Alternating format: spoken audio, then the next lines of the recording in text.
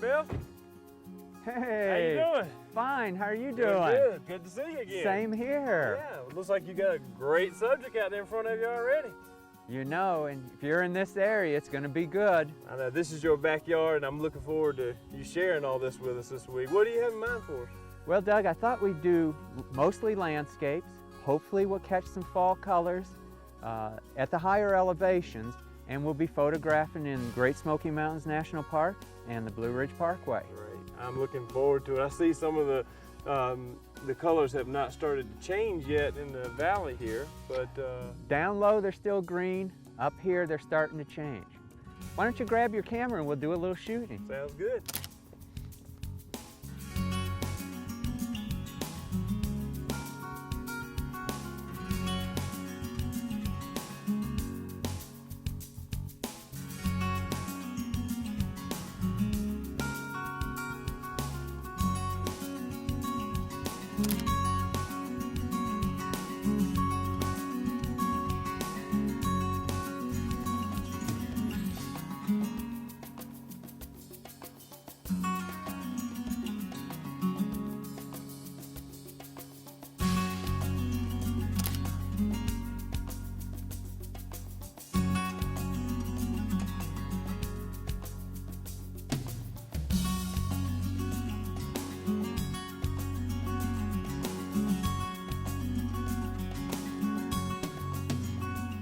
You know that we're walking the Appalachian Trail here. This trail stretches from northern Georgia and ends in Maine. Wow, that's a pretty long stretch. I think it's over 2,100 miles. We're not planning on hiking that today, are we?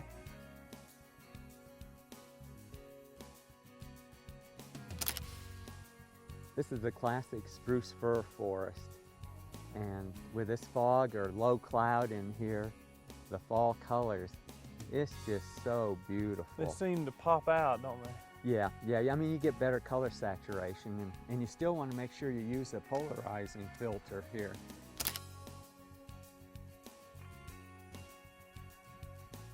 You know, with all this fog settled into the forest here, it's actually kind of almost an eerie feeling. It's beautiful, but it's kind of an eerie feeling. So like a heavy mist, but yet the colors just are screaming. Makes for some beautiful photographs.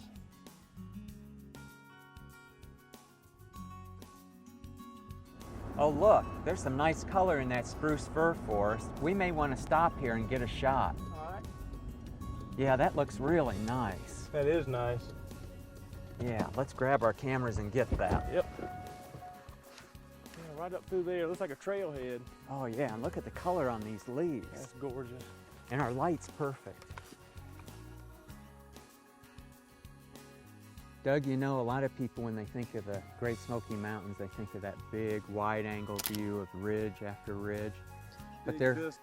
Right, yeah. I think that's what everybody thinks of first.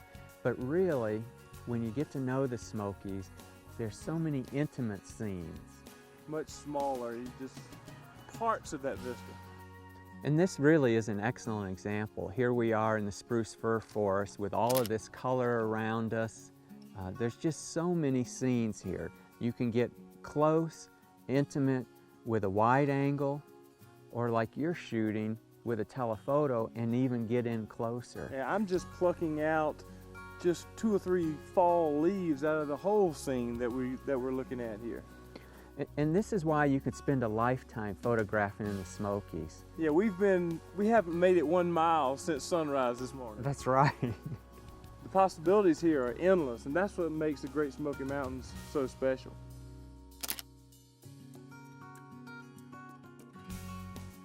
This whole area up here in the southern Appalachian mountain range is just an absolutely wonderful place for scenic and even wildlife photography, especially over near the North Carolina-Tennessee border near Cades Cove. We have deer and bear and even some wild turkey. But over on this side, the opportunities are more along the lines of scenic, landscape, and during the fall colors, it's just unreal, the possibilities. Plucking out just a small portion of this vast area really makes for some fantastic shots.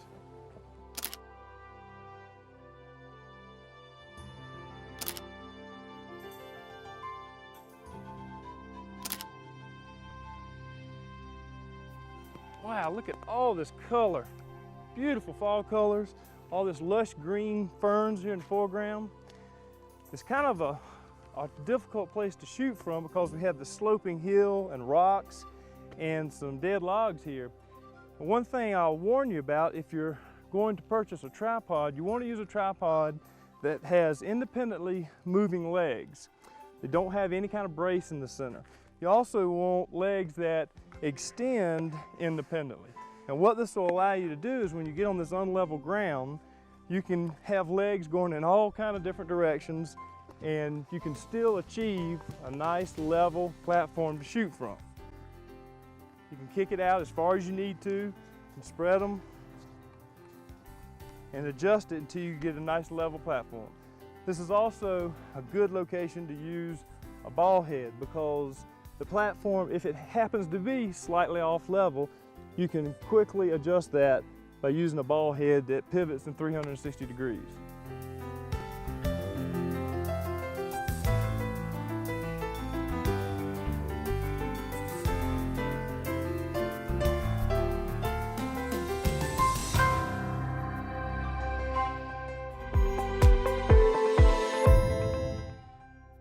Well, this morning we're at Black Balsam Mountain in the Pisgah National Forest. This is absolutely gorgeous. I literally feel like I'm on top of the world. Well, we almost are. We're near 6,000 feet elevation. We're close to Shining Rock Wilderness, and we're actually above the Blue Ridge Parkway. And it just doesn't get much better than this. No, this is nice because, you know, a lot of the typical scenes you see are from a pullout on the side of the highway, and you've got guardrails and trees right up close to you. But this is really unique because we've got the vast mountain range. We're actually looking down on top of a lot of the other mountains. And then right here in the foreground, we've got these wonderful rock outcrops and then almost a meadow down here in front of us. This is really nice. You get a variety of textures and a variety of terrains all in one shot.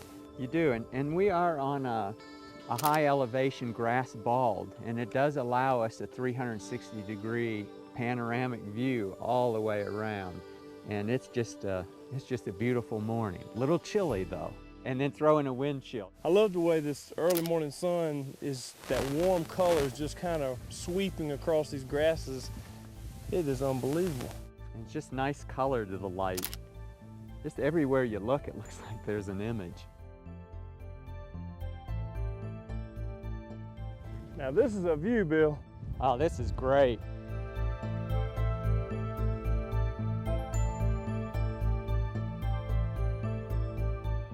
Yeah, over your right shoulder there, we're looking into Middle Prong Wilderness. Behind us is Shining Rock Wilderness. This is red spruce that was planted around 1943 after a big fire in the area. You know, Bill, I feel kind of like a fish out of water here. I mostly specialize in wildlife photography, and this landscape and scenic stuff is kind of new to me. I know I need to use the greatest f-stop I can so I can maximize my depth of field, but what are your suggestions? Well, a lot of times I want from almost at my feet, like this rock outcrop, to infinity in focus. And so I'm going to set it at a small size aperture or a large number, like f/16, f/20, because when I'm composing my scene, that's really where I have the most control. And so I set the depth of field, and wherever the shutter speed falls, you just go with it. Yeah, I know a lot of people have a lot of different methods for how to focus on a landscape. For me, the method that I've used over the years that seemed to work really well is when I look through the viewfinder, I kind of break the whole scene into thirds. And I'll focus on something 1/3 into my frame and get it nice and sharp focus there. and then I'll let the f-stop and the depth of field carry the rest of the focus to infinity. And that seems to work for me pretty well. I know a lot of people have a lot of methods like hyperfocal calculations and all that, but when you're up here and you're shooting, you don't really have time for all that. And that's a good approach, and I think that's kind of a good basic rule to follow, about a third of the way into the area that you want in focus. Let's grab a couple of these shots. This is just polarizing so nice, and it's just popping. I love this side lighting too. I'm a big fan of side lighting. I don't really like too much front light because it's kind of a flat light in some cases. It doesn't give you the textures that you're actually looking at. When you're doing mountain scenics, one really important filter that you need to have in your bag is what we call a graduated neutral density filter. Now, a graduated neutral density filter is a clear piece of glass that is completely clear on the bottom, and the upper portion of it is treated with neutral density.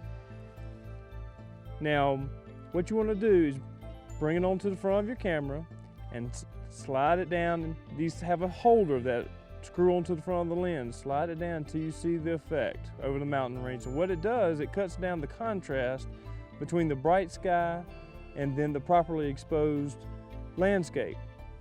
This is with the neutral density filter, and this is without. You can see what a dramatic effect that the neutral density filter has on your landscape shots.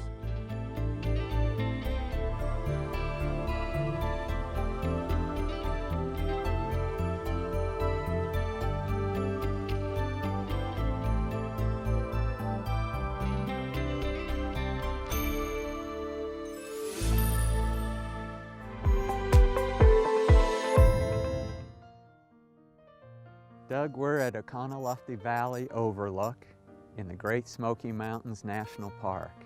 We're looking straight down Oconaluftee Valley. This is the former home and current home of the Cherokee. Now we're what, about 15 miles just outside of Cherokee? That's correct. We've come up about 15 miles on Highway 441, the main road that goes through the Smokies. Heading toward Gatlinburg. Correct. We're less than half a mile away from Newfound Gap. This is a very popular location to shoot sunrise. This is a classic place where you need a graduated neutral density filter.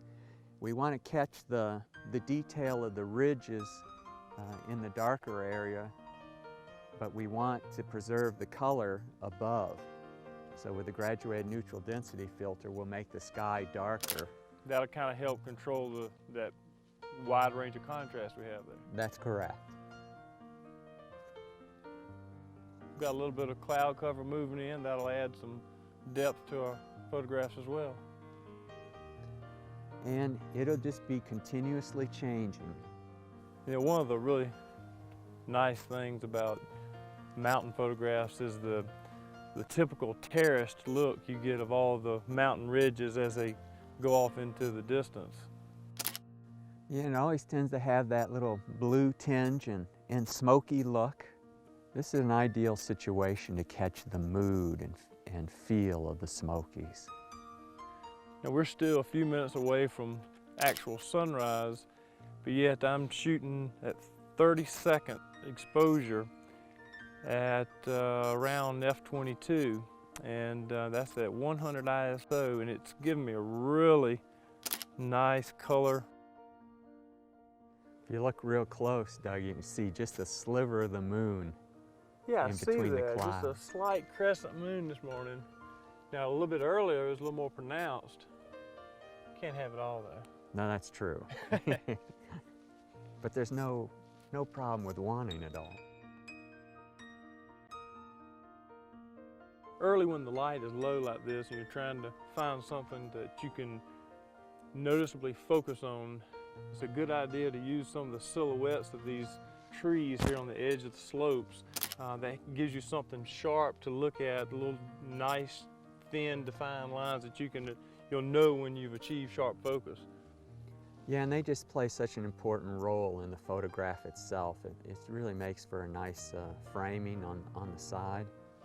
These red spruce, Fraser fir, just, boy, when you can include those, it just says Smoky Mountain.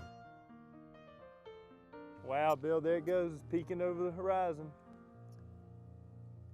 Yeah, and if you go with that small aperture, we can get a little bit of star effect off of that sun as it comes up.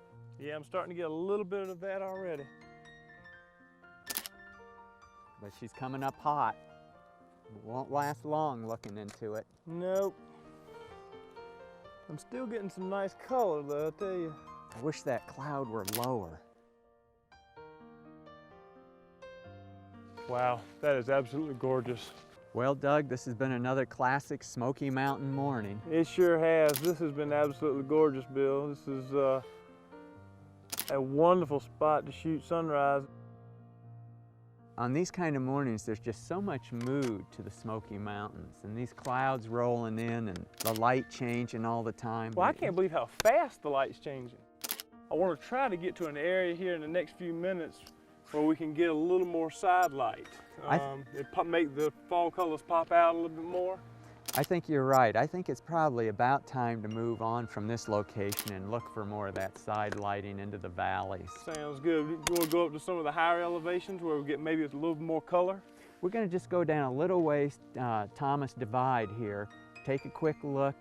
There might be some opportunities there. We'll also get a glance at Klingman's Dome to see if the cloud's still hanging over that. We might go back up there. That's right. If that cloud's not there, then we'll want to go back up higher. Sounds good. Let's do it. All right.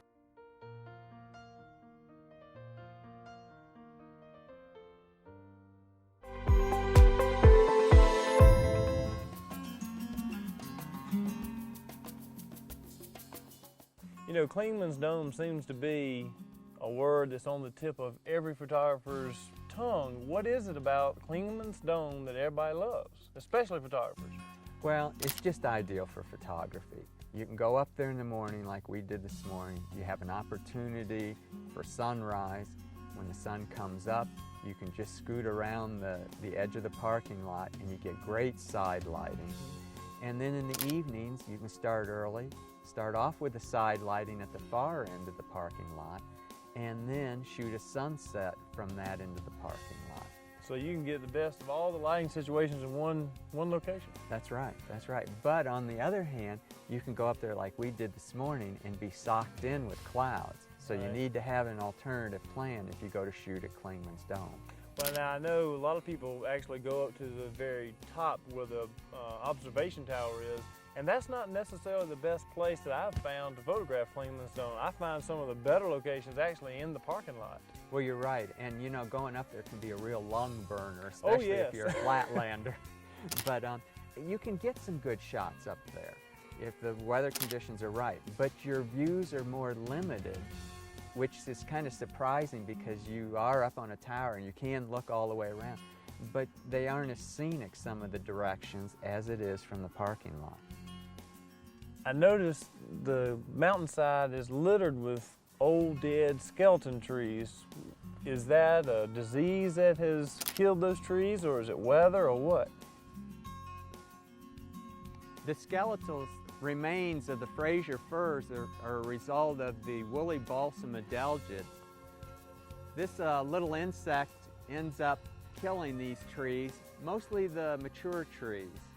Doesn't really hit the younger ones, but it has pretty much devastated all of the Fraser fir up here on Klingman's Dome. And as you look out, you can just see thousands of dead Fraser fir. The young trees, they do regenerate and they grow to a certain age, but they don't become mature.